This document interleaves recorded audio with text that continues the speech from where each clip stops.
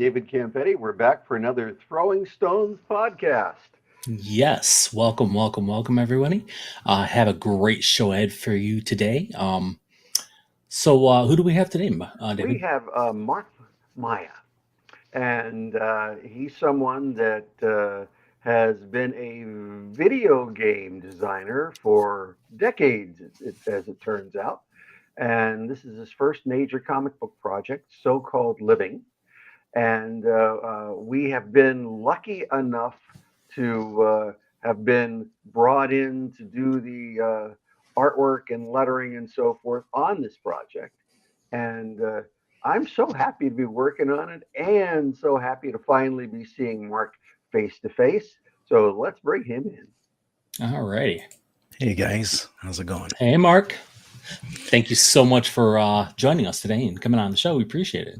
Yeah, thanks for having me. As David mentioned, it's like we've corresponded over email, but I've never actually heard him speak. That happens so much. I knew David for over a decade before I actually saw him face to face and we spoke. So that happens a lot.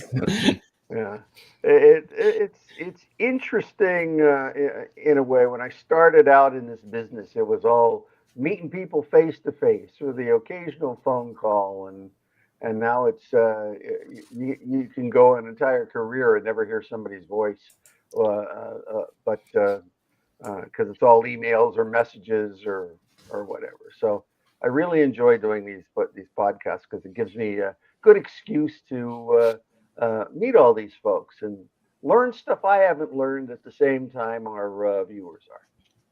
Yeah, I'm a face-to-face person myself, so I totally get that. Like I come originally from the video game industry, so like doing meet and greets and going to like the after parties and like talk to other publishers and other developers, and it was like that was my thing. So when the world shut down and everybody started working from home and there was more email correspondence than ever, that was that slowed me down. That kind of kicked me out of my my old habits. Yeah. Well, it's good that we can be doing this with you. Love to know, but before we get into your comic, about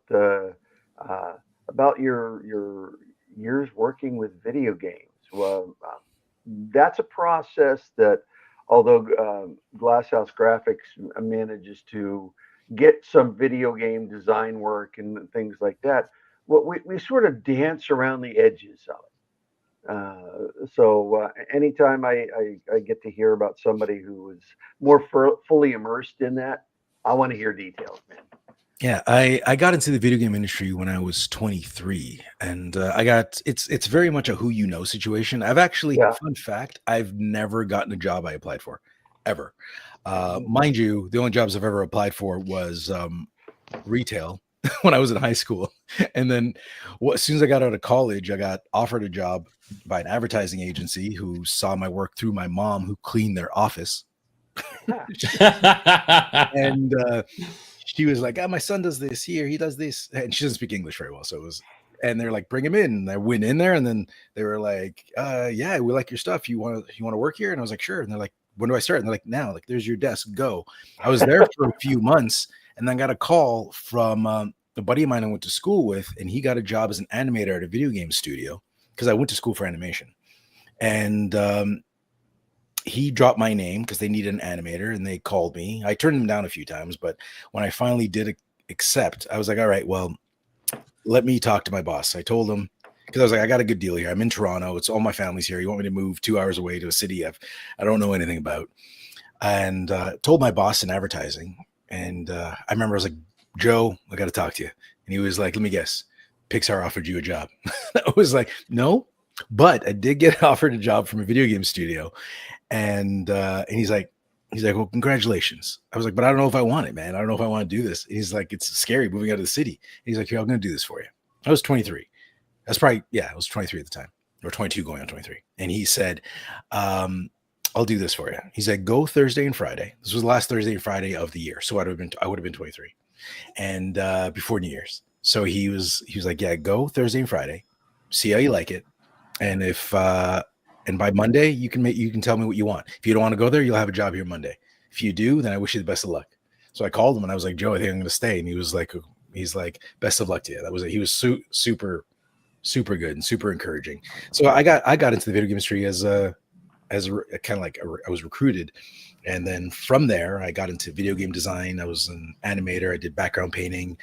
I did a lot of pixel art, which I never knew how to do until I got in there. So I had to learn how to do pixel art. I had to learn how to do pixel animation. And so I pretty much touched everything in the video game world, from 2D pixel artwork to full 3D, 3D environmental character, vehicle work in like Battlefield. So I worked on the Battlefield series by DICE. And, but because it was a small studio and I got pulled in early and I showed kind of like I was good at doing different things, they put me in a lead position really fast. So I was telling Chris this earlier before we went live. I eventually stopped doing art and I was just telling artists what to do. So it's because I got so busy leading the teams, I barely got a chance to do anything myself. So I did most of my focus was on game design at that point. So I've shifted a lot of my focus from art to game design, even though I got in as an artist. And just to clarify, I'm a game designer that does not program. So I tell programmers what to do. And that's the long and short of it. So where are you now, both physically and gaming job wise? Currently I'm in my basement. And in London, Ontario, and actually you can see that giant light. I have a YouTube channel as well, and that's the studios over there. So it's pointing at my studio. But yeah, I live in London, Ontario. I'm a freelancer now. I just left the company I was working for 20 years. I left them about 4 years ago, just under 4 years ago, when my son was born. I was on paternity leave, which is, I'm Canadian. That's something we can do. So as the dad, I could take 6 months off.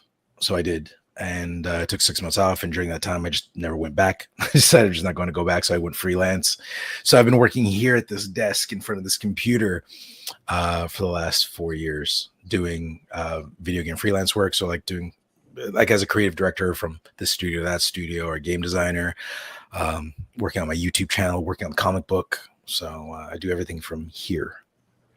So was that a scary transition, moving from like a steady, regular job to freelance? I think terrifying is more the word. Yeah, like I have a new baby. I just quit my steady job, with coverage. So, but luckily my wife was on maternity leave and she still had coverage, so that was that. But her first job, there was no pay when she was on maternity leave. It was just like whatever the government supplied. Mm-hmm. Now with the second baby, we're a little better off because her job does top her off a bit. They give her a bit and the government gives her a bit, so that's a better deal. But what's key is, as a contractor, I don't get I've been lucky enough that as soon as I quit, I know enough people in the industry that they asked me if I want to help them. So again, I never had to apply. So I've been fortunate enough that I never had to apply. People just got wind. I was like, oh, I'm free. So do you want to help me with this? And I was like, all right. Do you want to help me with this? Okay. So that's how it went, which I just recalled. I forgot to respond to somebody who asked me to help them with a project. I'm going to make a quick note. There you go. There you go. I'm going to do that after this. So you still have a very, very steady stream of work. I do have a steady stream of work, which is nice. And when it slowed down, I took on I focused more on the board game channel, the YouTube channel, which I did a lot of contracted videos. People would pay me to do how to play video or do a preview video. They don't pay you for reviews. They try, but I don't take money for reviews. That seems dirty.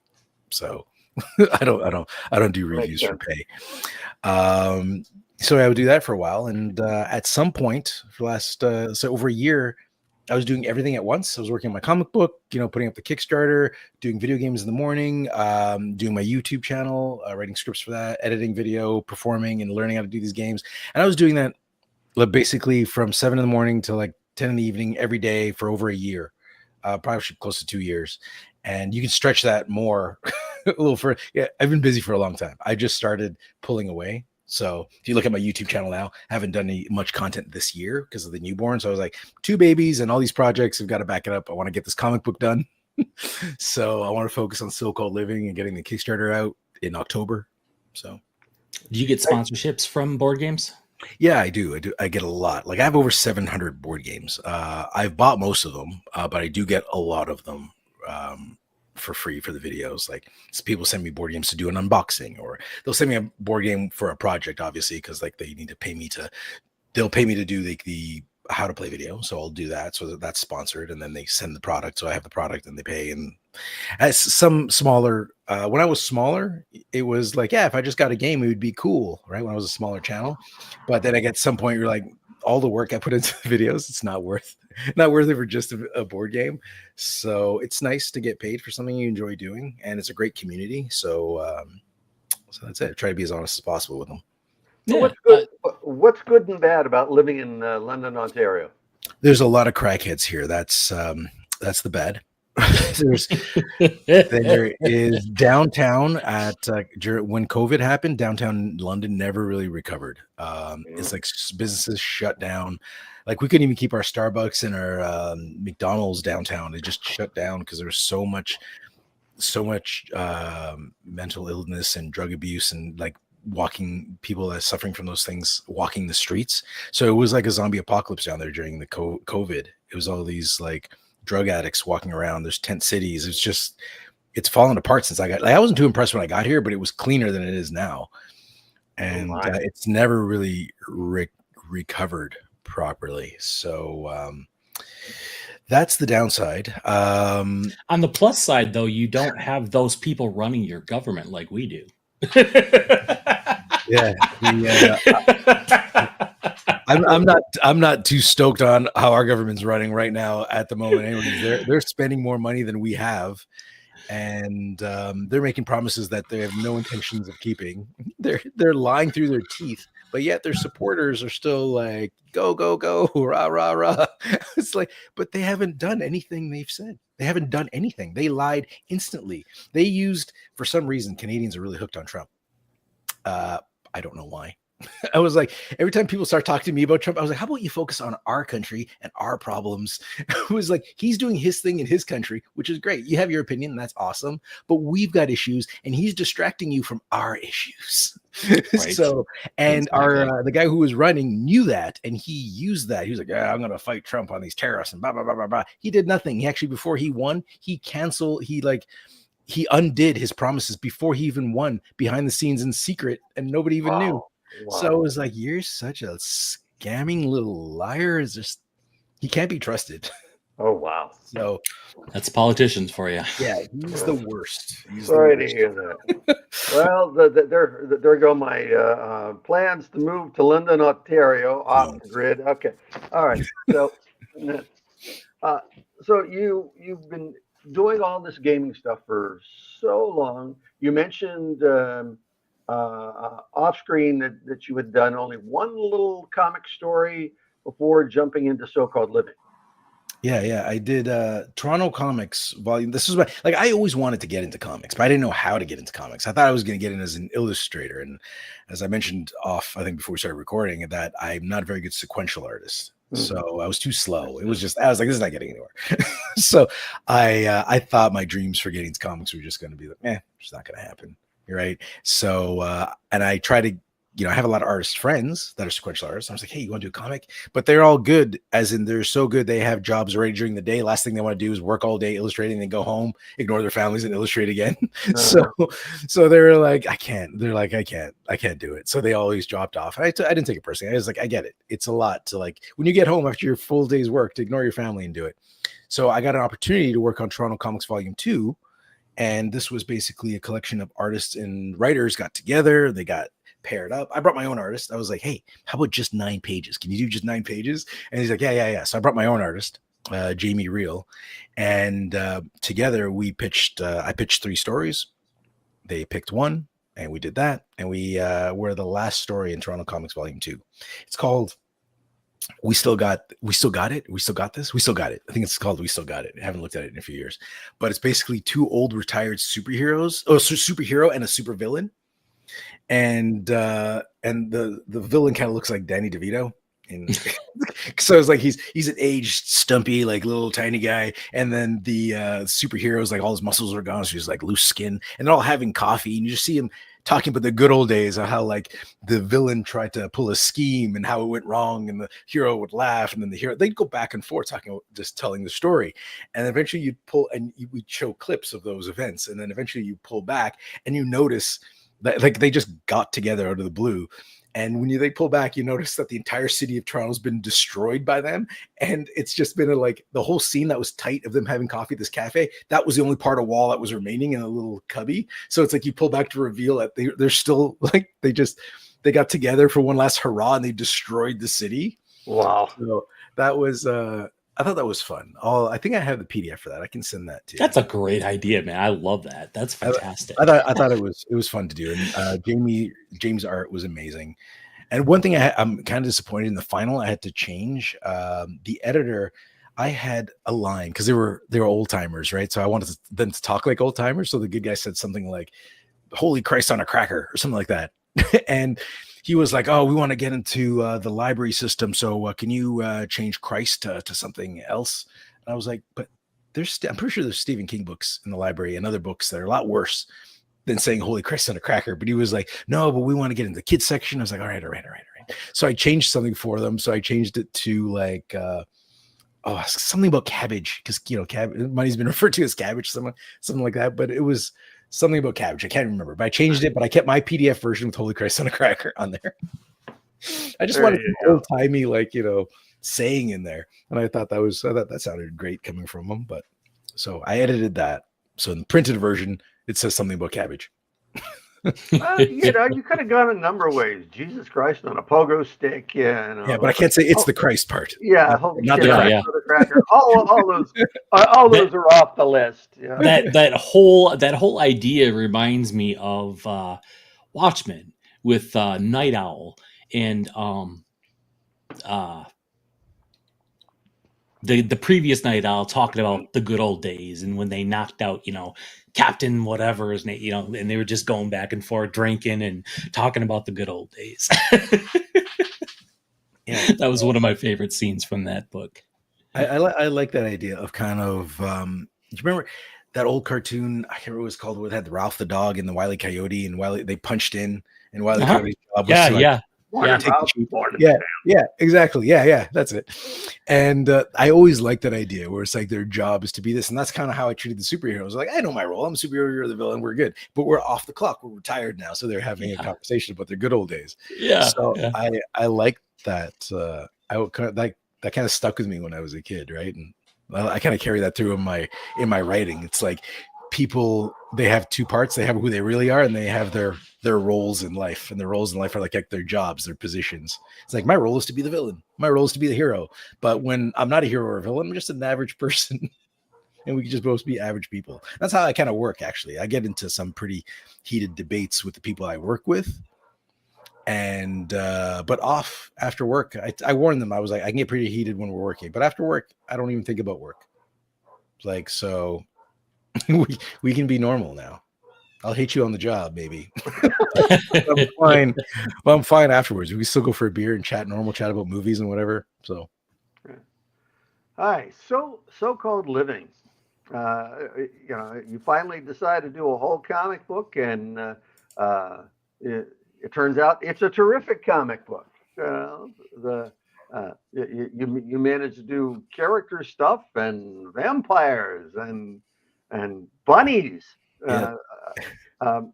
When I read the first issue, it's like, okay, I thought this series was going to be about Jack and Jill. Great names for characters, by the way. And the whole bit, the surprise with the main guy, Jack, finding out, no, it's too late. He's already dead. I'm giving away a little there, but I hope that's okay. That's all right. I thought that was a marvelous introductory issue, and I was left thinking, okay, on page 2, he's introducing this this thing about bunnies. I want to see how it plays out. And there it is, right at the beginning of the second issue. So you've got some wonderful stuff going on. But I want to hear I want to hear about you creating this, the process you went through, what you're trying to get across, where people can buy this, all that good stuff. Well, the process was interesting because I always wanted to tell a story. So first thing I did was I sat down and I was like, I want a world where everything is possible. Where like I want a world where there's monsters and they could be. I don't have superheroes in here, but like vampires, werewolves, normal. And I want everybody to be among us, not like those shows like True Blood where everybody knows it's vampires, but they're kind of like hated and they live in the shadows. They can't be among. But I was like, what if everybody was just good with each other, right? What if we were just we've all evolved together and we just learned to deal with each other's different ways of living. And so I started developing characters and I broke them down and I was like, okay, now I need to write a story. And so I came up with character charts for everybody. I wrote a story, and it's funny because I started writing the story, and originally Jack was named Mark, which is my name. And I started writing it and I was like, I can't do this. And then the girl I was with at the time, we were sitting at a cafe and I was writing. Just wanted to get away from the house. And I was like, I can't do this. I'm having the hardest time. And I was explaining to her, and she's like, how about you change his name? She's like, there's this. And she was talking about, she read about the psychology of you writing a character in your name. You associate it to yourself so much. It's hard. If you have a hard time writing about yourself, then you might have a hard time writing for that character. So I was like, all right. So I named him Jack because I was watching a lot of 24 at the time. And so Jack Bauer. So I was like, I'll just name him Jack. I'll change it later. Right. And I never did. So I started naming Jack and it just took off. And it was easy to write because my process is very much like I know kind of some major beats that are going to happen along the way, but how they get there is based on the character themselves. So basically I was like, okay, Jack's going to walk from point A to point B and get some apples, for example. So it's like, well, what was his character do? And what if he comes across this character with this personality? So it's like, I don't know what's going to happen until I'm writing it. So it's kind of like unfolding in front of me as I do it myself. I know where he's going to end up, but I don't know how he's going to get there. I don't know the route he's going to take. And in some cases, I let myself set up to like, okay, you know what? Let's have him go to this area. Let's have him do this thing. And then let's see what happens when he gets there. Like, I don't even know. And then work from there. Because I have some flex points where I was like, I'm good for this story to go wherever. Let's see where it naturally goes when these characters come together. And I do a lot of that in So-Called Living. And what a key point for this is, I wrote those scripts like 14 years ago. I wrote those scripts 14 years ago, and I was always trying to find the right artist. And when I was trying to do an artist, I was like, well, I'm not Marvel and DC. I don't have a corporate company. I can't afford to pay artists, but I have a lot of artist friends. So I was like, hey, how about we go together on a project? Just two guys getting together. That's how I started the video game industry. I co-founded a company. That's not how I started the industry, but I co-founded a company just doing that. I was the artist and designer, and I got together with a programmer. Nobody got paid. We made a thing. When that thing made money, we got paid. And so I had my pitch was, you want to draw a comic book with me? I'll put all the upfront costs as far as printing, and then when I get paid back for the printing, you'll get the first like $5,000 we make or whatever. Like, I don't care if I don't make anything. It's fine. I just want to get this comic book done. And some people jumped on board. And they were okay with it. And then they always fell off. Because, again, there was a lot of work to draw a comic in your spare time. That means you have no time anymore. So that was it. So I went on hold for a long time, for 14 years, before I actually decided. I was like, this comic book's just not going to happen. And I put it on hold for a while. And then I met my current wife. We got married, and before I left my studio job, I was telling her I want to do this, and she's like, well, why don't you do it? I was like, I can't find anybody. How are we supposed to afford anybody? I don't even know where to find artists. And David, you're going to come into the story soon. So she was like, my wife is very supportive, and she's like, none of this would have gotten done without her. So she was like, let's just pay somebody. Like, if this is what you want to do, let's just do it. Like, if we have to, take a loan out, go in debt, whatever it is, let's just get it done. Right. And I was like, all right. She knows my passion for it. So I was like, where do I find artists online that I can trust? And I did one of my friends said, oh, go on Twitter. And I did. I went on Twitter, put it up. I got so many replies, so many. Like 98% of them were anime.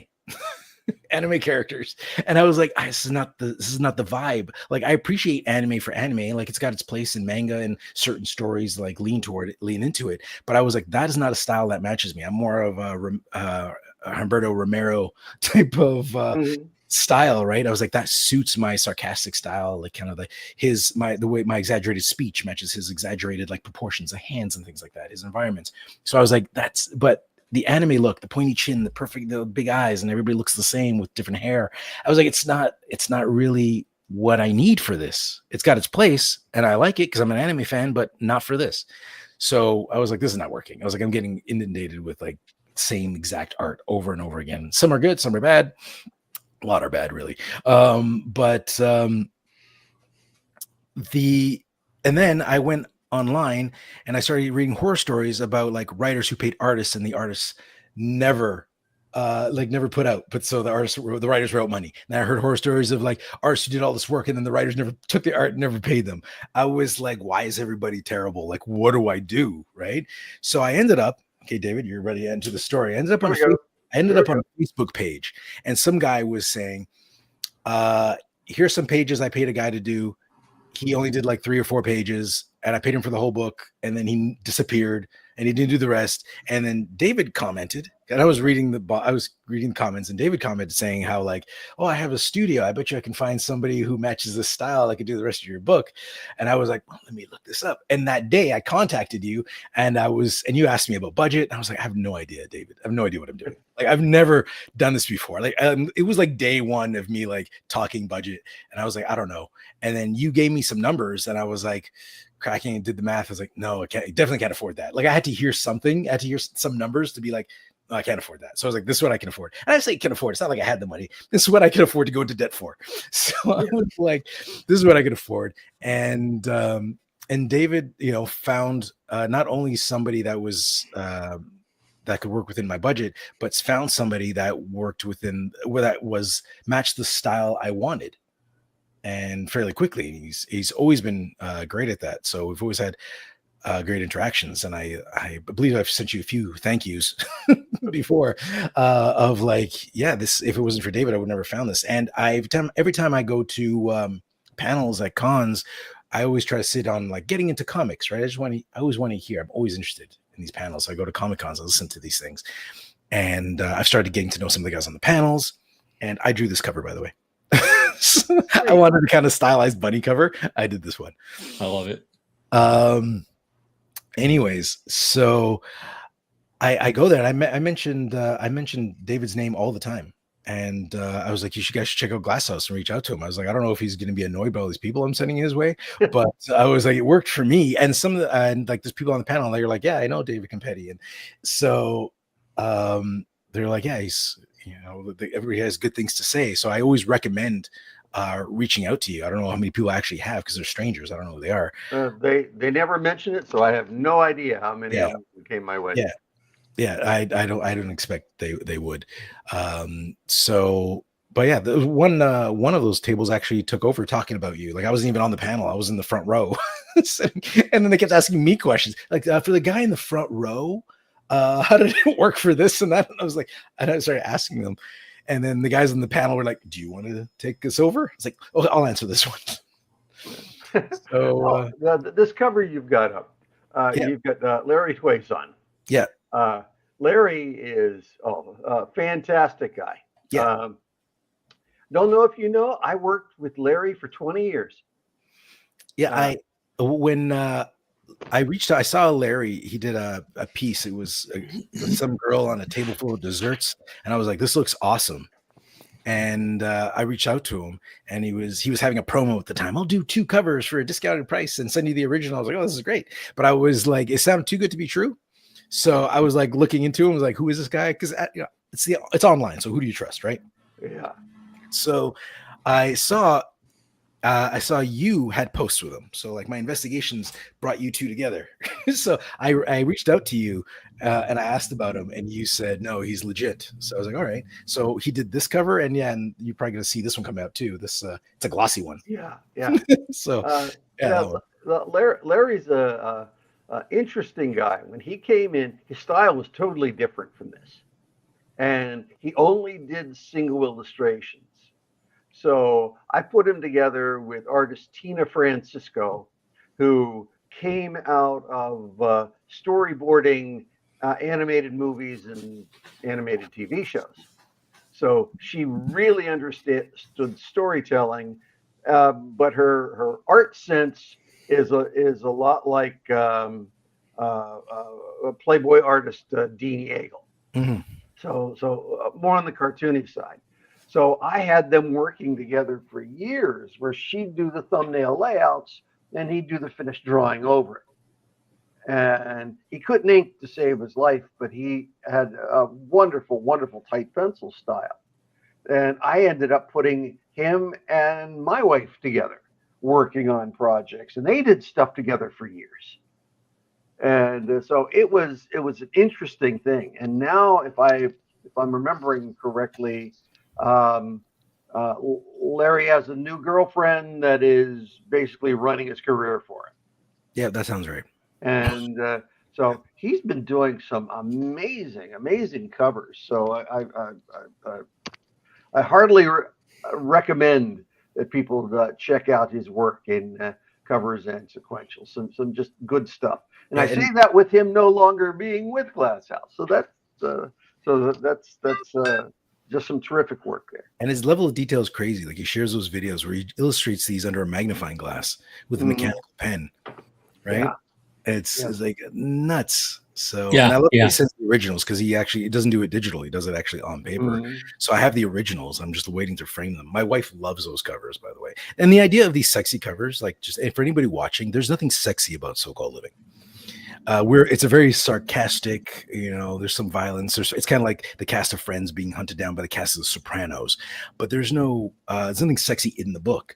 So when I was doing my research on Kickstarter, I was like, what's successful in Kickstarter? I was like, it was all these like Lady Death is like the top. Like once you hit Lady Death in the top sales of Kickstarter, it's like she's in the next 13 books, like or Kickstarters. Like she does Yep. really well. And then you look at the patterns, and it's like the top books are like big boob space women firing laser. And I was like, I like big boob space women firing lasers just as much as the next guy. But I was like, there's none of that in my book. And my wife's like, you should do one of those covers. I was like, but it doesn't match. so I came up with this idea. Big boob space guys, girls. Yeah, there you go. See? Like, who doesn't like it? So I was, and even my wife does. So she was like, you should do something. So I was like, okay, let me think about it. So what I did was I took elements from inside, like a panel or a character from inside the book, and then I kind of did a sexy version of it. Kind of like when you go to a con and you see a sexy version of Mario or SpongeBob. You know what I mean? And it's like, well, they're not sexy characters, but somebody made them sexy. So I have a scene where zombies are in a pool in this book, in this issue. It's one panel, but I was like, what if there was a sexy girl coming out of the pool, a sexy zombie girl coming to the pool? Another one is I have like that fighting one you saw. If you look at the standard fighting one, it's a bunch of guys in a bar scrapping, and I was like, well, what if all the girls in the bar were scrapping? So it's all ties into it. And just to be tongue in cheek with it, I put that badge on it that says obligatory sex pod edition. And people who get it, where it's like, if you want to be successful on Kickstarter, you need a sexy cover. Mhm. I felt better about doing it by calling it out and putting it on there. And just saying the obligatory sex pod edition. I want to be obvious of what I'm doing. And if you read on the Kickstarter page underneath it, there's a blurb that says, in the time honored tradition of sexy covers on Kickstarter, I thought, why the hell not? Or something like that. Yeah. So that's where the sexy covers come from. And they're like variants. So that takes us to your distribution. Do you currently have a Kickstarter up? Kickstarter is going to go out in October, so I do have the Notify Me page up.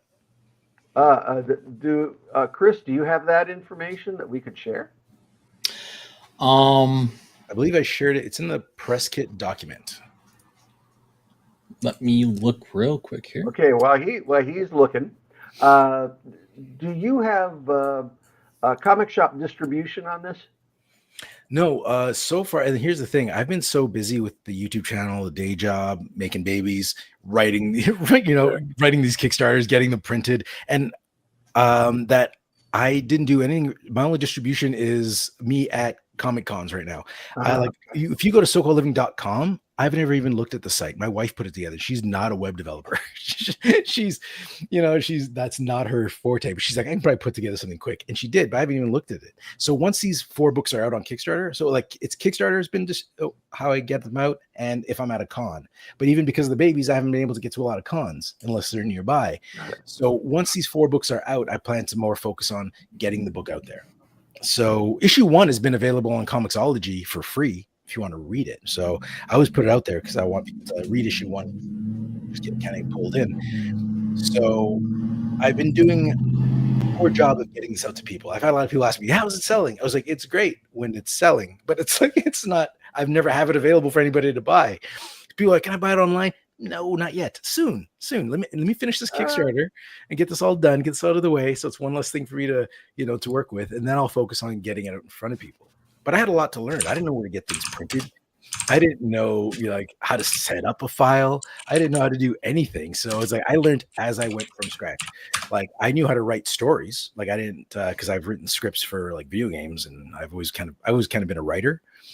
So but how to format a script, how to find an artist, how to communicate with different artists depending on their styles, how to get this printed, how to get it shipped to my house, like everything. How do I get it to people? Like how much does it cost to ship to people? I want to get as cheap as possible because it's more important to me to get this book out in front of people and just break even. It'd be nice to break even because I just want to get this in front of people because I think it's a great story, and I just want to share that and leave that behind. You know what I mean? all right. He has shared your link to your upcoming Kickstarter in the comments. So I hope people will go there and be ready. So is it October 1st? You're definitely launching? No, it's not October 1st. It'll be like mid-October to late October. I'm trying to I was actually I put a hold on because I'm working with Marco Leone on the pages, and working with Salvatore, and I asked them to so I was like, I need you guys to put a hold on the pages. Yeah. And I was like, I need to jump ahead on covers because I need covers for the Kickstarter page. Yeah. I was like, because I can't show pages and sell it. So I need the covers to put it on the Kickstarter page. So that's why I'm focusing on getting all these covers done. So that's why I've been sending you work and like, I'm looking for colors. I'm looking for covers. So I've got all these covers. And then once the Kickstarter page is up, then I can go back and focusing on getting actual pages done.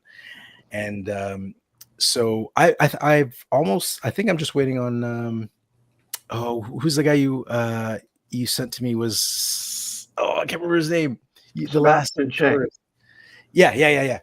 And Sebastian Chang. And so once those colors come in, I'm good to finish the Kickstarter page. Oh, sweet. So that's going to be the last one. And I think I mentioned to you in our private chat that I'm trying to put together a collector's box. And this morning I put together a really simple anime. I'm not gonna call it cheesy. It's a little better than cheesy. It's simple. A simple animation of like this box that comes up and like spins around, and then comic books go slide in, and the clear cover goes on top of it. And so I want to try to put a collector's box together. So if people who buy the last 4 books, which is what the next Kickstarter is going to be, last 4 books. Yeah. Box. Exactly. So it's going to be something like that for these floppies. So you'll be able to put 8 floppies into there and put it on your shelf. So I'm looking at getting that made right now. There's a prototype being built as we speak. And we'll two prototypes actually. So we'll see which one's better. Remember, as you get into this stuff, we can help with that too, including the printing. Really? Yeah. Okay. All these things that we do, if you decide you want to do a big book as opposed to a normal size book, we can even do these. Oh, nice. We coordinate printing out of China, so like the slipcase and the giant size book and all that. Well, we do that. We print regular size comics out of there. We print graphic novels, hardcovers. We do metals, foils, all that stuff. All right. No, noted. Yeah. Because yeah, this will be my last project. This story is coming to an end in October because it's going to be 4 issues. Ah. Because last year was my first Kickstarter, and I launched 2 of them in 1 year, and Mhm. each of them were 2 books. So it was book 1 and 2, and then later in October it was book 3 and 4. And this year I meant to do the same thing, but I had a baby in the middle of that. So that put me behind schedule. So I'm doing them all 4 in October, wrap up the story. So-Called Living the World will continue on at some point, but this wraps up the story and gives me enough leeway to take a break. You know what I mean? And actually make sure it's distributed to people. But yeah, for as far as distribution, if you have any help with that, I'm all ears. I have no idea. I might have some help with that. Chris and I know a distributor that's taking on new clients right now. All right, excellent. Yeah. Okay, I like this going. Yeah, and of course, once all this is done and you have your box out there, you can always circle back, get another couple of covers, and do your trade collection. Yep. Okay, this is good. I didn't know you do everything. Yeah. Full absolute full service. Yep. Yeah. And we were talking earlier about you trying to figure out Blender and stuff because you hadn't really touched a 3D animation program in a while. In a long time. And like having an issue with just even something like the spinning glasshouse logo. I can help you out with that with advice in After Effects if you need. So Yeah. So I've been learning everything through tutorials, piecemeal tutorials. It's like, how do I make a 3D object in After Effects? How do I make it rotate? Yeah. no. Well, it's interesting when clients come to us, they'll come to us for a specific thing, and the longer they work with us, the longer the more they realize, oh my gosh, they can do everything. And what we started working with someone doing a simple logo, and we ended up animating a pilot for them because we can do all that. And somebody said, well, you've done animation before. I said, yeah, you've seen our work, you just don't realize it. What'd you work on? Ice Age 4, Rio, Horton Hears a Who, and Nico Journey to Magica, and a whole bunch of other things I rattle off. Like, you worked on those? Like, okay, big movies we do a little bit of. This 13 seconds right here. Well, we storyboarded this over here. We did designs on HBO Max's revamp of Looney Tunes and so forth. Oh, we didn't know you did all that. You can check our websites. The websites, you have plural? Yeah, look at the ghsanimation.com. We do all that stuff. We can even do live action visual effects. So whatever. Oh, go ahead.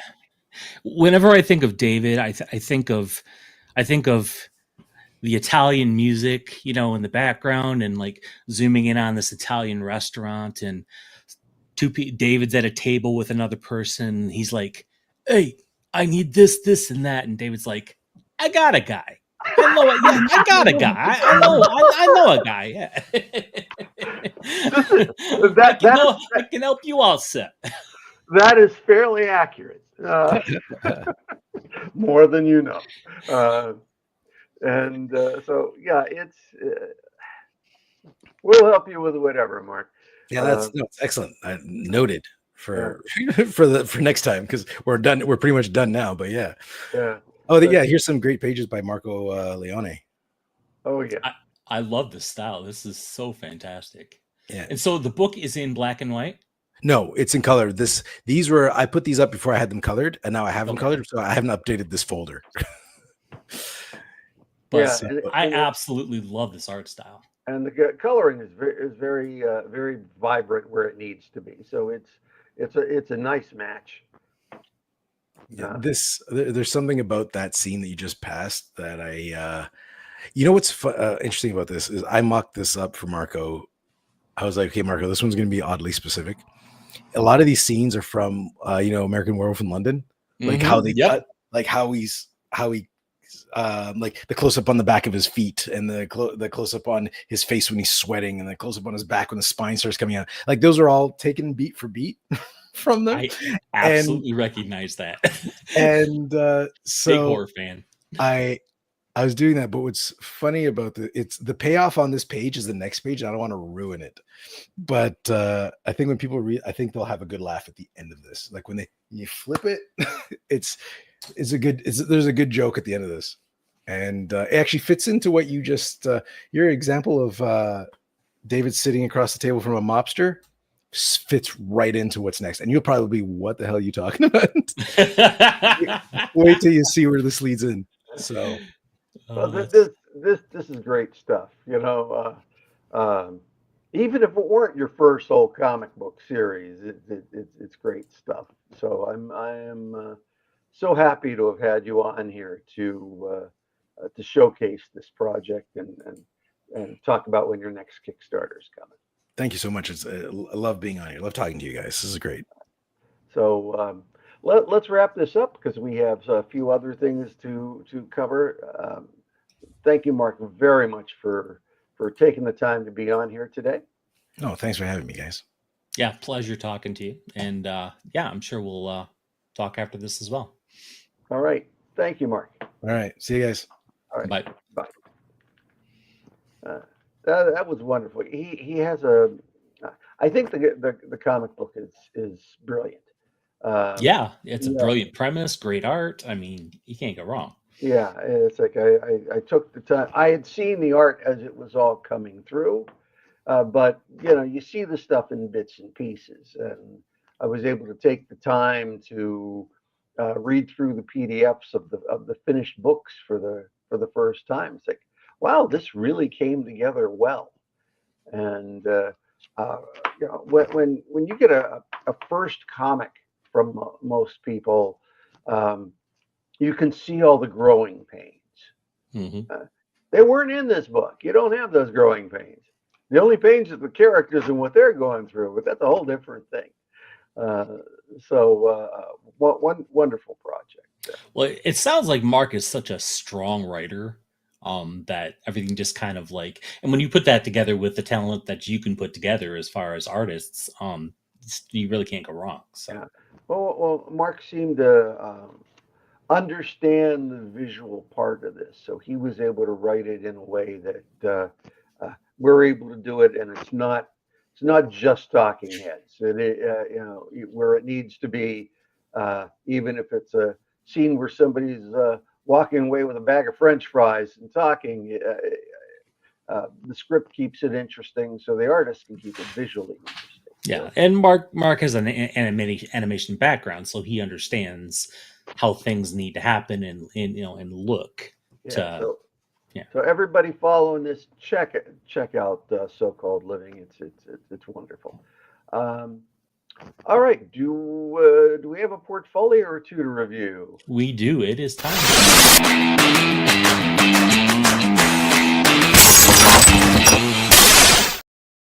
Okay, now you're just showing off. All right, before we get into those portfolio reviews, a little bit about some other housekeeping here. We have, as we speak, a Kickstarter going on for the Skyclad Absolute Enchantment Edition that I hope people will check out and snag themselves a copy of.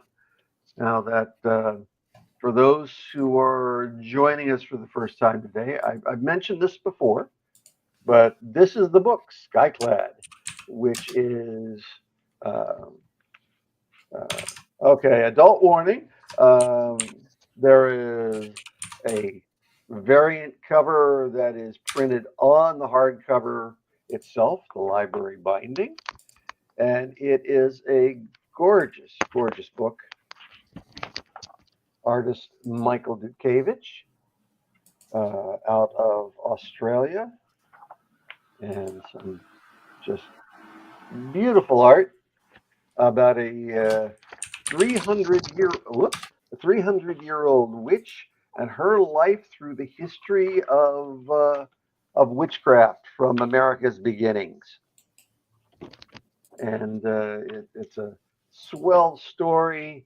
written by my lifelong friend Scott Rockwell and myself. Him writing under the name of Marianne Evans, and there's a whole story behind that. Uh, And uh, I put up the link to the Kickstarter yes, thank you.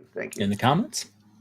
And it's been up a week, so there's 3 more weeks on the Kickstarter, which should give people plenty of time to check it out and order. And it's a wonderful book that's not only available there, it's available in a lower cost soft cover, and then people can also order uh, from things we've done on all our previous Kickstarters. We have as add-ons. So, Fantastic. so there's the end of my sales pitch. Uh, All right. oh, portfolio stuff. All right, so let me take control of this one for a minute because I like to look through the whole batch of things.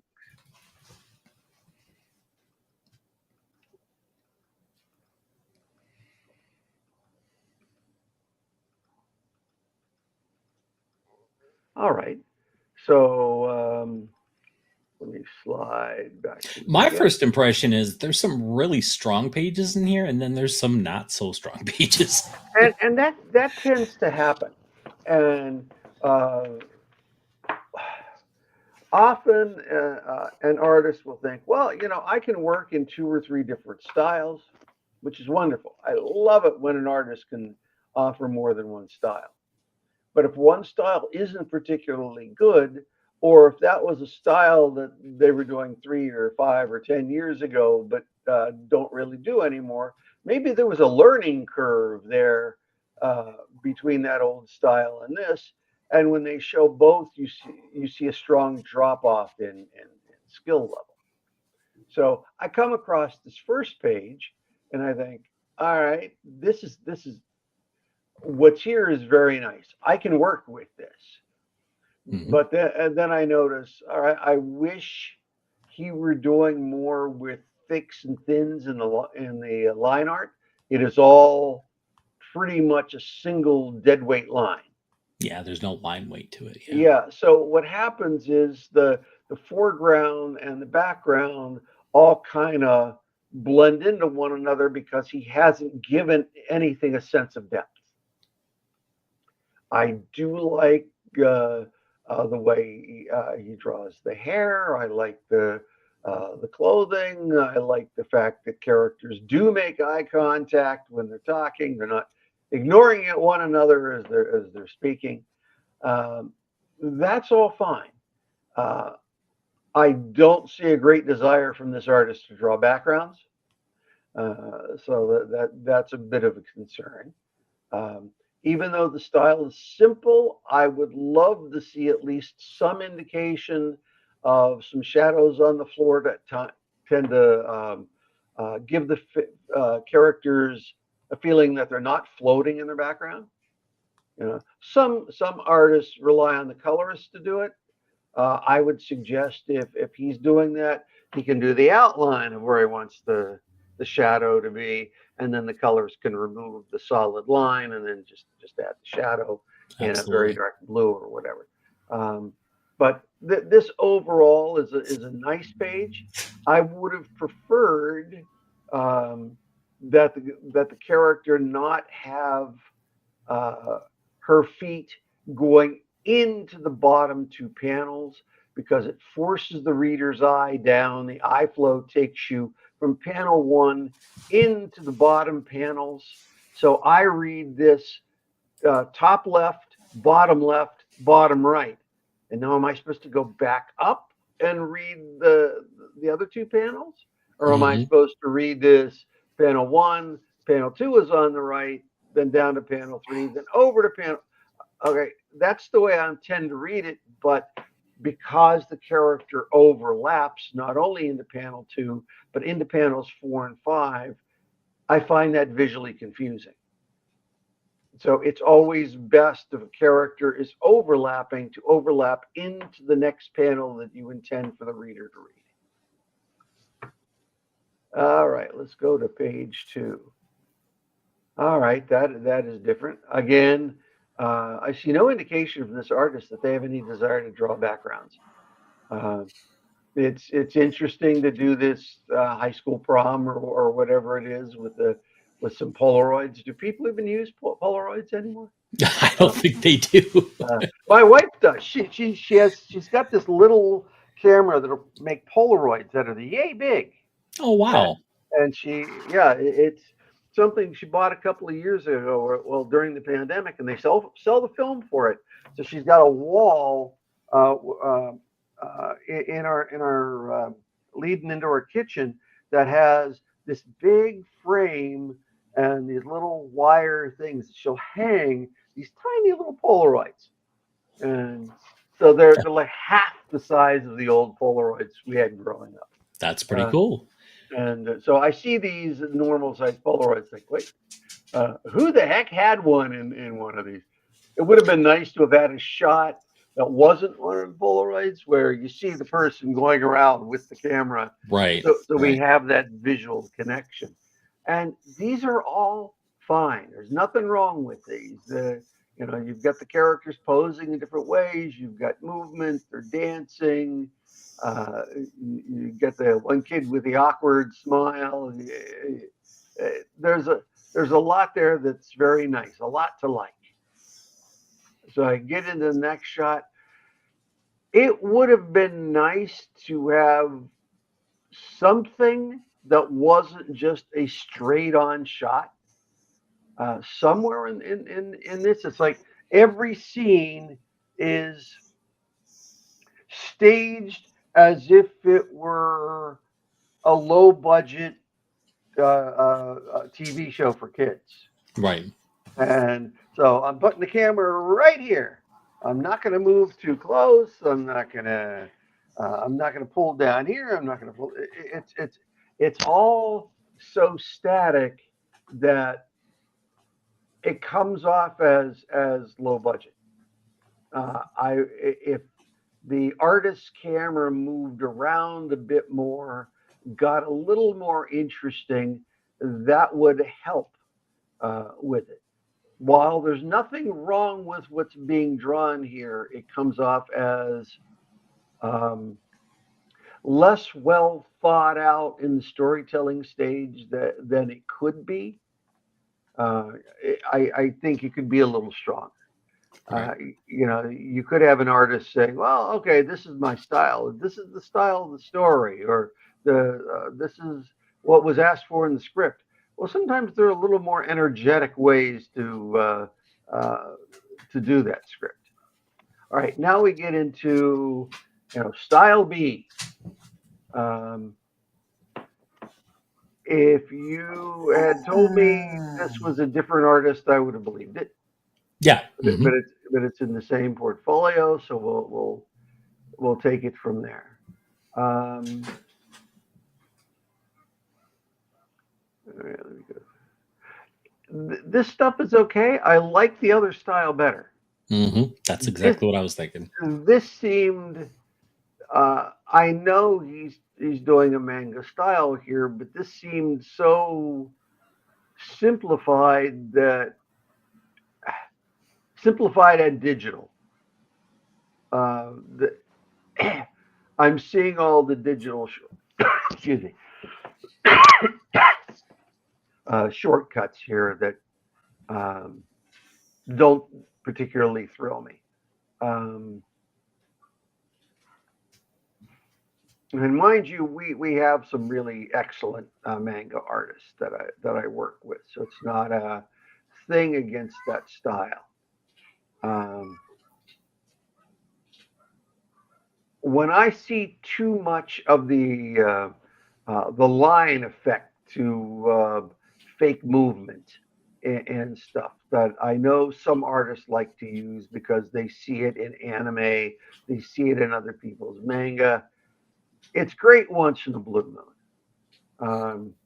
When doing American comics, I see less value in it. You do it too much, and it loses its effect. It's like it no longer feels like a sense of speed lines. It feels more like, well, that's a lot of lines on that wallpaper. It's like when I see it 2 panels in a row, it's like, all right, so that's the wallpaper, and then it's in perspective in the bottom left panel because that's the way the wallpaper ran down the hallway. Uh, Right. I, in a way, to my eyes, seeing stuff the way comics are usually done with speed lines behind something that's actually moving, not just behind the entire image. It it seems to me to freeze the characters in place Yes. rather than add to their sense of movement. Yeah. And that third panel, to me especially, it comes off as those characters were drawn individually and then composited in Photoshop, and they were just kind of like thrown there. Yeah, and it is entirely possible that's the way the artist did it. Um, but I really lose uh, I really lose a lot there from character coming in the first panel. Okay, he's fighting them in 2 and 3, and then we're in this panel with no background. Okay, where are we here? The speed lines magically disappeared, so I guess they were supposed to be for movement, but I completely lose the sense of, well, anything there. It's like, okay, the other characters, I guess they're defeated, but they're at his feet, but we don't see that. We don't see the background. We don't. It just didn't feel right. It's like the page didn't feel like it finished. Right. And I guess this is from another story. Um, when I get to these things, I would much prefer that um, when you're doing these things, that there's a good establishing shot so that we get a sense of place. So we've got here we've got panel one, character leaping out of a truck at night somewhere. Apparently on the moon, maybe. I don't. It could be on the moon. It could be on a dirt road with no street. There, no, paved road. Okay, she's leaping at these characters. Okay, now we can see the characters because we're getting her point of view in panel two. But now it went to a more lame panel three where we have those damn speed lines. Well, it's like, okay, we had the speed lines up in panel one that are taking place in front of her. I read that she's going backwards.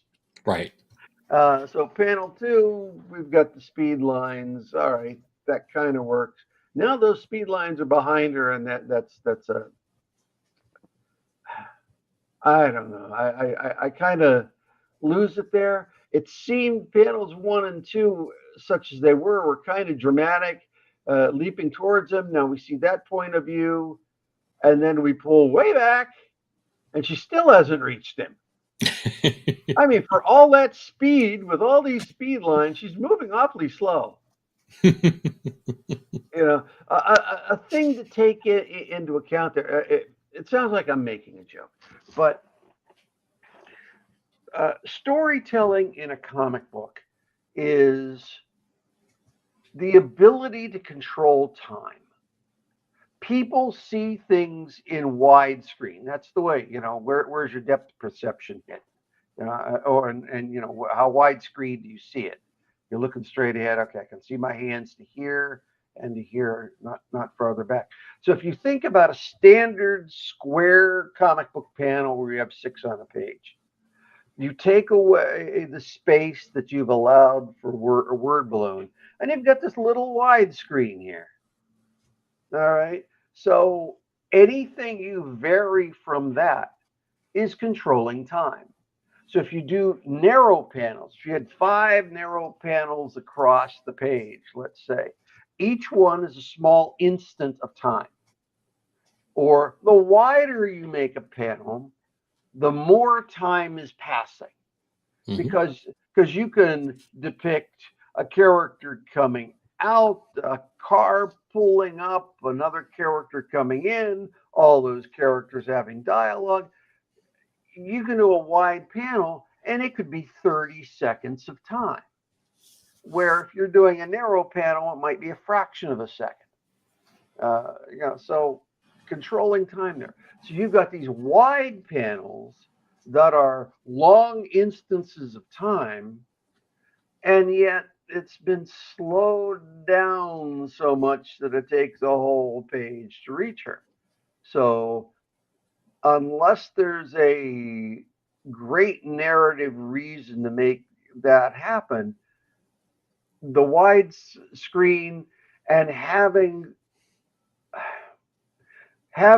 movement effects working in 4 different ways on one page kind of defeat the effort of making this visually exciting moments in time.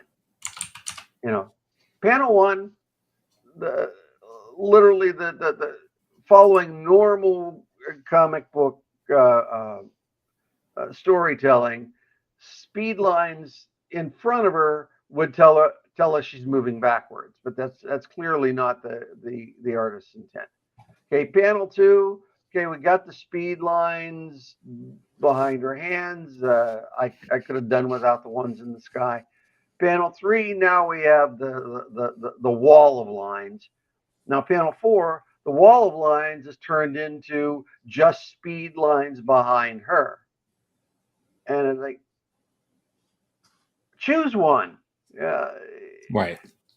And how you were explaining, that comic book artists can manipulate time with the size and the width of the panels, and that is further explained and illustrated in your book you did, how to do comics, right? Yeah. The Stan Lee's How to Draw Comics, which is actually me. That and Scott McCloud, Understanding Comics. I would highly recommend those 2 books. Yeah. And I believe Will Eisner talks about that in his books about sequential art.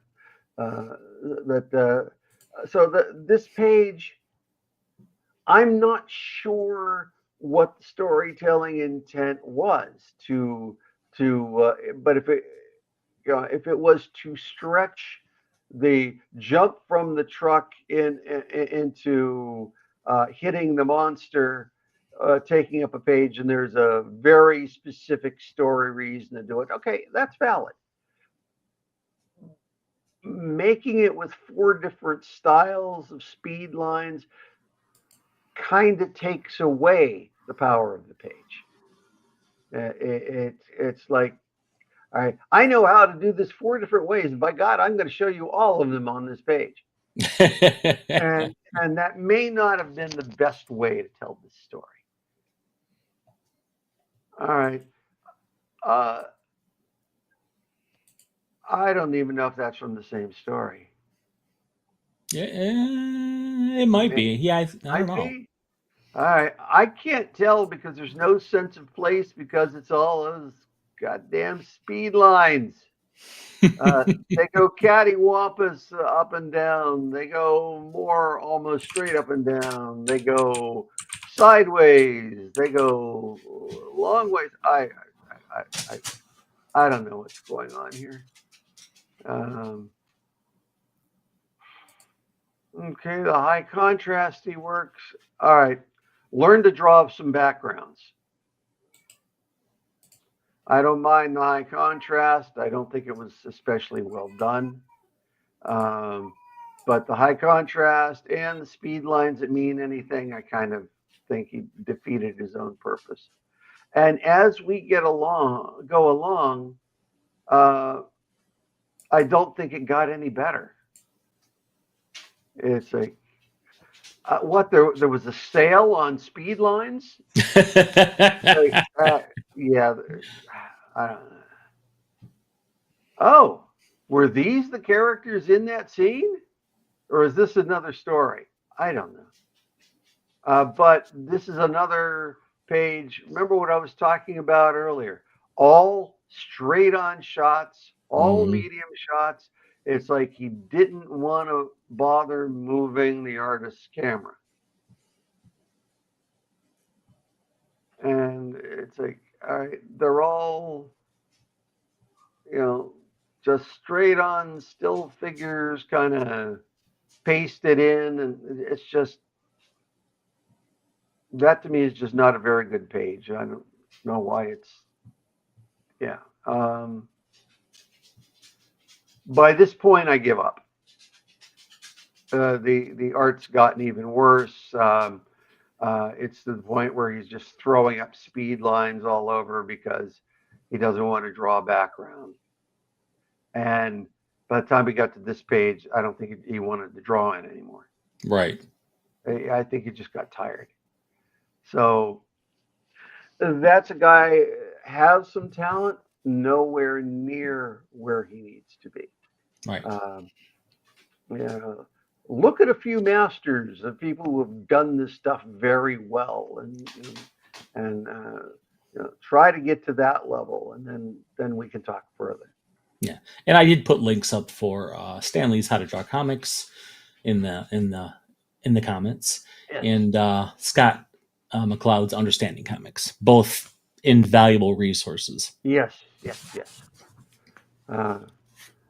So let's see. Do we have anything else to talk about today? Well, we have another. You want to do another portfolio, or sure, we can do okay. this. All right. All right. Let's roll into. Again, let me take a good look all the way through.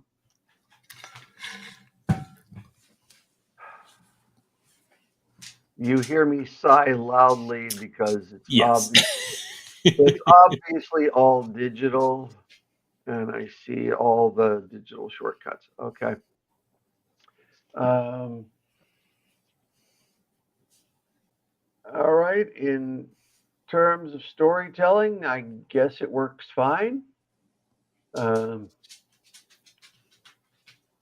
I would have liked to have been sure if we're going to see that little girl in panel 3 who's looking up to the sky, which character in panel 4 and 5 that girl was.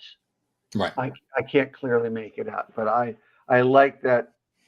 I like continuity of scene, not to draw in just ahead and then on me not knowing where that person was in relation to all that what was going on. The high contrast part, okay, that works fine. All right, is that this girl? Yes. Okay, because as we get from this, what looks like a small child, panel 3, she's no longer a small child here. It's like she's getting older panel by panel. Well, it looks like the apocalypse, and the apocalypse can age you, so Yeah, but here it's like, okay, that's a 3-year-old kid, and then we're dealing with a teenager by the bottom of this page. But if this happened and all these characters were thrown by the explosive force of one of these meteors hitting, where is she in relation to all this? See what I'm getting at? It's like, yeah, okay, yeah. she wasn't blown. There's no establishing shot that tells me where she is. I'm lost. A well-told story visually, you shouldn't need the words to establish where characters are. Right. All right. So I'm assuming this thing hit. We're still seeing shock waves behind her from where it hit, I guess. But although here the shock waves were enough to, blow rocks out of the ground or whatever, and throw whole people, it barely blows her hair. Okay. So I guess wherever she is, there was a creature in or part of one of the meteors. I'm lost. Is that the same girl? Yeah. All right. So she went from 3-year-old to young teenager to a character with boobies. Well, she apparently suffers from the Star Wars syndrome, like how they always say, like, Uncle Owen and Aunt Beru, like, went from, like, That they went. 19-year-olds to, like, 60-year-olds in a period of 10 years. Yeah, yeah. Yeah. I remember that. It's like, wow, you really age on Tatooine. Why would anybody go there? Uh, I spent a month at that bar that was a hive of scum and villainy. I was only there for a day, but I aged a month in that place. I don't know. Um, um, uh, I I'm lost. Is this from Well, another story? Is that no. So he clearly took this from Revelations. uh-huh? Um, this is like the apocalypse in Revelations. Um, and so Revelations itself doesn't make a whole lot of, narrative sense. So I think that's the problem here. Uh, okay. Well, okay. And I don't know who this is. I don't know what's happened. Uh, this is it's well enough drawn. There's nothing poorly drawn here, but I got lost in the storytelling. Okay, maybe this is a different story. Okay, a down shot, a fish island shot, uh, past the doorway shot. All right, uh, I can deal with the storytelling here. The Unlike the previous guy, this guy is at least moving the artist's camera around to give us some angles. All right, that's fine. Um, this all works, and as I said, the guy seems to be able to draw well enough. Looks like different style, different story. I don't. Yeah, I think this might be a different story. Yeah. Okay. Um, all right, this is interesting. Establishing shot. Uh, Close up. Okay, they kiss. They kiss. All right, there's nothing really wrong with it. I think it works okay. Um, are we back to the previous story that the girl looks like the 3-year-old who became the teenager with boobies? Um, Not quite sure, but Yeah, I'm uh, not sure. yeah. It would have been nice if the artist had identified things as okay, it's from this story, from that story, because if it's going to be that confusing, I don't know. All right, I lost a little bit of the narrative here. This girl's walking alone, I guess going into a tunnel on the outskirts of the city. It's cold. She's looking behind her. Somebody has chains. It's not her. I don't know who has chains. Okay. She's looking ahead. All right, she's looking ahead, but these characters are coming from the city that was behind her. In panel one, it looked like the lights from a car. We even see the outline of a car. And now it's not a car, it's two characters on motorcycles. Apparently. All right. Or is it a car that became a motorcycle? I don't know. So, although the drawing technique is fine, hint of a stylized city in the background, some really nice rendering on panel one with the high contrast into the bricks. Uh, adding the cold breath even in multiple panels, that kind of stuff. Some of the stuff I don't really get. The bottom panel is an interesting design element. The way he's got the lights going off in opposite directions, and then doing the semicircle of the night sky. All right, that's a pretty cool design there. All right, so apparently the car in panel one really was the motorcycle, and they are coming after her. All right.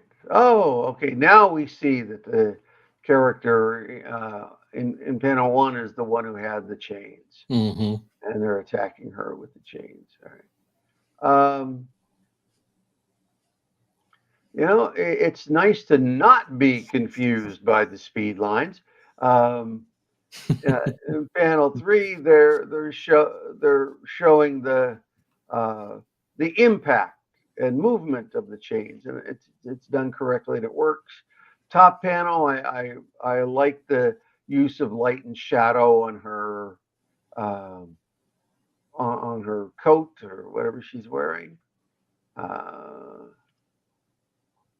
this page, I guess, a different story. Or we just flash to another scene. Yeah, could be, could be. Um,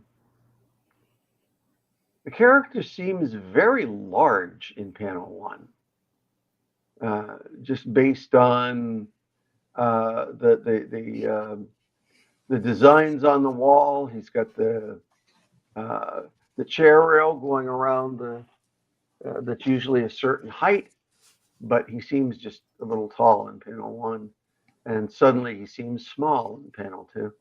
Okay, so he goes into a room.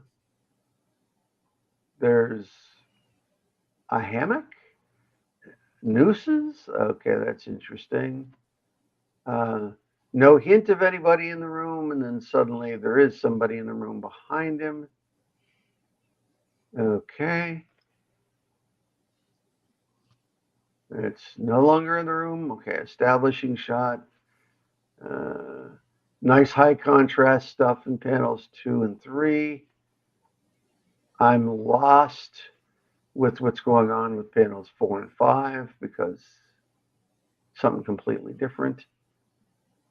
This is one of the things where you really need the script to see what's happening.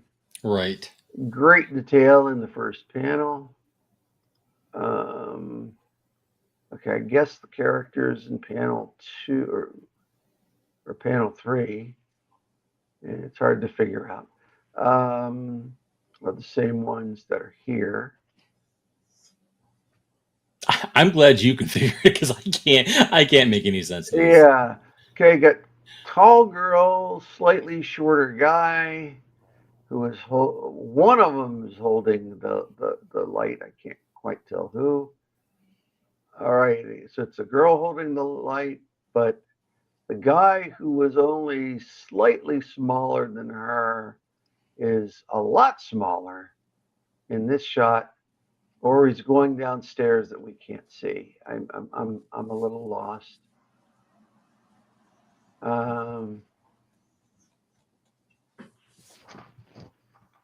Whose hand is that in panel 2?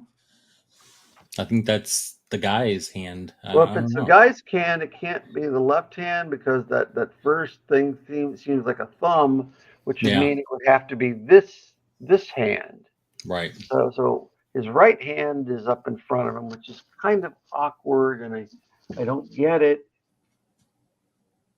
And then they're looking around the room, which with so much high contrast, I can't quite tell what's going on. And the guy, was he in the room and just awakened, or I don't know. All right, I've lost all sense of place here. Over here is this guy, wherever he is. Did he turn into that guy on the top panel? Is the girl that we saw with the ponytail here, is that supposed to be this girl who no longer has a ponytail?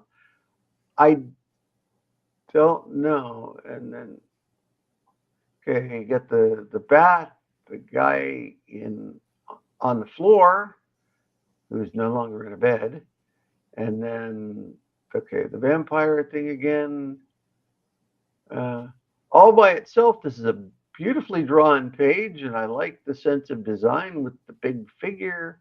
But as for the story, I am lost, man. Same here. Um, there's some beautifully drawn stuff here. That this insect creature and the way he draws going from the black out of the shadows into the light. There's some wonderfully done stuff here. There's no storytelling on this page, but it's a great design. Right. Some beautiful work there. All And right. now we're on Spider-Man. Okay. All right. So Spider-Man and okay. Panel. Okay. Looks like Goblin is trying to escape Spider-Man. Is trying to escape really fast in panel 3. Spider-Man is just going along above the buildings. So I'm not sure what the webbing is going to connect to. Okay, now we're into a different story. Unless Spider-Man is now in medieval times. Or it could be Spider-Man at medieval times. It could be, yeah. I don't know. There's one an hour down the road from me. Okay. So do we go from panel 1 to panel 2 to the big figure? Or do we go down establishing shot, guy running, silhouette, then across into the big figure? I'm lost because the big figure goes from panel 2, overlaps, and then overlaps into the bottom panel. So I'm not sure what the artist is telling us to read next. And we go from the establishing shot of the entire castle thing to so much of a close-up and then to a silhouette that we kind of lose sense of place. Where in this big space are they? Right. So it's like, okay, you're going to give us the big shot establishing a general sense of place, but somewhere in panels 2 and 3, or at least somewhere on the page, we needed to know where these characters are in that big space. So we needed another establishing shot.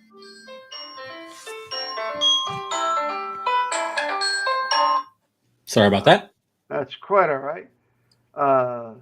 That's cute and okay for what it is. I don't know if it's supposed to be a pinup or part of that story. Manga Star Wars. Okay. I don't think the coloring works particularly well. Is he coloring this? I have no idea, and there's nothing on it telling me that he did or didn't.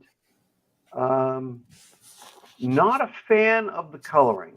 It all looks muddy and way too saturated. Right. But this guy's got talent. If he could get his storytelling under control, there are books that we could get him. But I would need to see a more refined sense of storytelling than what we're getting. There's too much that's visually confusing. Yeah, it's all over the place. And Yeah. this is where there are scripts available. There's actual comic book scripts available on Glasshouse site and all over the internet that you can create a story from. Yeah. So, and I could see an artist like that very easily getting a horror book, a Sandman type of series, anything that requires a high contrasty thing and not ultra realistic. So there are some very good things in what he could do, and I haven't had this conversation because obviously this is the first time I'm looking at this stuff. Um, but I would tell the artist, I would go through that page by page. Do this, don't do that. Do this, don't do that. And try to see if I could get him to do all those good elements and get those on the one page. You know, here's all the great things you do. Now show me you can do those consistently, page by page, panel to panel. Absolutely. Yeah, I may have told this story. I had an artist that's a brilliant artist who I think works for Marvel and DC now, Steven Segovia. Um, when he brought me his work originally, I did that and said, you need to do this, you need to do that, and he said, I can't do what you're asking me to do. I'm just a manga artist. And I said, you're already doing it. So what are you talking about? And I went through his portfolio. All right. What I told you to do was storytelling. You did it on this page. So I know you can do it. Hair, do it like this. Faces, do it like you did on this page and this page. Backgrounds, do it like you did over here. Your light and shadow, do it like you did on these pages. Now just put that all together instead of separating it on 30 different pages. Right. It took him a while, and he got it, and we got him into Marvel immediately. And Fantastic. so it's like those things do work.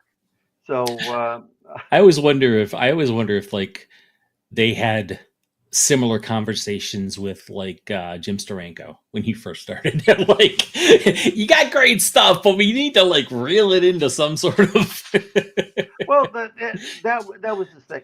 Steranko came in to the market when there were not a lot of comic book artists. You had the same 30 guys or 35 guys that did their stuff for Marvel and DC and Archie. And if those, Marvel and DC didn't have something for them, they go to, Harvey or Skywald or a Warren or whatever. It wasn't a massive market, and there wasn't a huge influx of talent, partly because they expected you to live in New York City, Right. and they didn't pay well enough for artists to say, "Oh, I'm going to go into New York City or live in New York City and try to do this." So you had folks that lived there or in Jersey or whatever that could get the work and churn it out quickly. John Buscema not setting oh, I'm going to do 3 pages a day and give up. But no, in my 8-hour day, I'm going to do 3 pages and whatever else I could do, because it was Right. all a money income thing. So when somebody like Jim Steranko came in with a very different storytelling sense, and it was so strong, and there were illustration things that he was doing there with his version of high contrast and so forth that were very interesting, then in a market where you didn't want to lose this guy, you weren't going to look at him and say, all right, you really aren't consistent in faces, are you? You're really, you might say something a little different. It's like, okay, this stuff is great. I love what you're doing with the storytelling sense. Love your style. Um, just make sure your faces are consistent, and then here's your job. Um, because there was so much great there that you're not going to turn the guy away. Right. And I've done that with guys who have come in. Not everything is perfect, but there's so much good there that you give them work, and eventually they become something marvelous. Even Steranko coming in, they didn't just set him loose. His first jobs were doing finished pencils or pencils and inks over Jack Kirby. Mm-hmm. Yep. It's like, all right, you've got some sense of what you're doing, but learn from the guy who not only does strong storytelling, but he's doing the plotting. Yeah. So, by the time you got to Steranko doing those three amazing issues of Captain America, for those who are looking for them, Captain America number 110, 111, and 113. Um, that was a case where, he was going in and writing and drawing the whole thing. Yeah. And well, then of course his landmark work on Agents of Shield and Yeah, and Shield was where his first issues were uh, doing finishes over Jack Kirby. yeah, great stuff. Yeah, I just remember that line from one of the comics history books. Stan Lee looking at his work, going, "I don't know what to do with you right now, but your work is so good that we'll find you something because we don't want to let you go." Yeah, and that's the way it was. And you're looking back on a time period where I think more, the myth was they were doing 8 books a month. But they were doing more. Um, by the time you took away, Sergeant Fury and Millie the Model and a Two Gun Kid and those unrelated to the heroes books, you had 8 to 10 superhero-y things that they were doing in the mid 60s. And so you had a limited amount of work that you could offer people. You had your guys that were the guys that you were going to give work to every month, because you're not going to give Jack Kirby a book or fail to give him his 3 books a month, because Right. he's plotting and drawing those things. And so you have your people that you're going to give the regular stuff to, and then somebody new comes in and you want to use them. It's okay. Who don't you give work to? You've got to sometimes wait till, all right, this person's on vacation, this person's sick, this person got married, so they're on their honeymoon. All right, so we can slot you in on this book. And that's why you kind of saw a lot of just moving around of artists way back then. Yeah, and I don't think people think of the logistics like that. Yeah. Of how it was back then. So. Yeah. And people working today don't think of what the logistics are now either. So it's Right. a whole Right. different thing. Each person's in his or her little world, but part of the job of an editor is trying to give them the lay of the land so they understand how it all works and how they fit in, which ultimately rolls back into, okay, it's this deadline for this reason to get this book out. If it's a tie-in, this book has to come out before that book, so we have to hold the schedule. A whole lot of things like that. Absolutely. All right, so I think that's it for this week. We ran a few minutes over where I thought we'd be, but I loved having Mark MAIA aboard, so it was worth the extra minutes. It was absolutely. Love talking to him. Oh yeah. So I think that's it for this week. Next week, I want to talk a bit more about AI and things that we can do, and maybe show things, and what works, what doesn't work, and when it's the bad guy, and when it can be used as a tool by real artists. Absolutely. As far as who we have lined up, I don't have anybody unless you do at this moment. I have 2 folks hoping to join us if their health situation improves. Okay. Fantastic. And we will see, and we'll announce it on our Facebook pages as soon as we have somebody locked down. All right. Sounds good. All right. Portfolios, people need to send them.